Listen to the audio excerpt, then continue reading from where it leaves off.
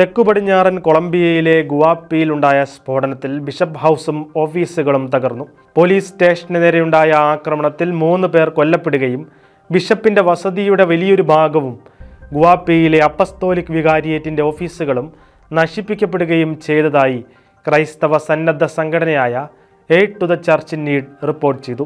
സ്ഫോടനത്തിൽ ബിഷപ്പ് ഹൗസിന്റെ മതിലുകൾ, വാതിലുകൾ, ജനലുകൾ, മേൽക്കൂരകൾ എന്നിവ തകർന്നുവെന്ന് ഗുവാപ്പിയിലെ പ്രോ വികാർ ചുമതല വഹിക്കുന്ന ഫാദർ അർനുൽഫോ മൊറാനോ വെളിപ്പെടുത്തി. പസഫിക് തീരത്തിനടുത്തുള്ള പ്രദേശത്താണ് ഗുവാപ്പിയിലെ അപ്പസ്തോലിക് വികാരിയേറ്റ് സ്ഥിതി ചെയ്യുന്നത്.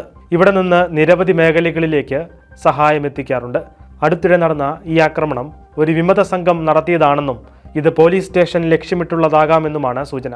കൂരിയായിൽ സേവനം ചെയ്യുന്ന വൈദികൻ സ്ഥലത്തില്ലാതിരുന്നതിനാൽ സ്ഫോടനത്തിൽ വൈദികനും രക്ഷപ്പെട്ടുവെന്നും ഭൗതികമായ കേടുപാടുകൾ പുനർനിർമ്മിക്കാൻ കഴിയുമെങ്കിലും മനുഷ്യജീവൻ വീണ്ടും പുനർജീവിപ്പിക്കാൻ കഴിയില്ല എന്നും ഫാദർ അർനുൽഫോ കൂട്ടിച്ചേർത്തു.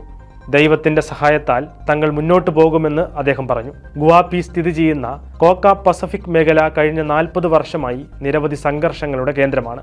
1980 മുതൽ മയക്കുമരുന്ന് കടത്തുകാർ ഈ പ്രദേശത്തെ കടൽ തീരത്തിലേക്കുള്ള തുറമുഖമായി ഉപയോഗിക്കാറുണ്ട്. കലാപകാരികളുടെ കടന്നുകയറ്റവും അനധികൃത ഖനനവും പ്രദേശത്തെ സാഹചര്യങ്ങൾ സങ്കീർണമാക്കി. നിലവിൽ കൊളംബിയൻ റവല്യൂഷണറി ആംഡ് ഫോഴ്സും നാഷണൽ ലിബറേഷൻ ആർമിയും സായുധ വിമത ഗ്രൂപ്പുകളും തമ്മിലുള്ള ഏറ്റുമുട്ടൽ കൂടുതലായി നടക്കുന്ന വേദി കൂടിയാണ് ഗുവാപ്പി.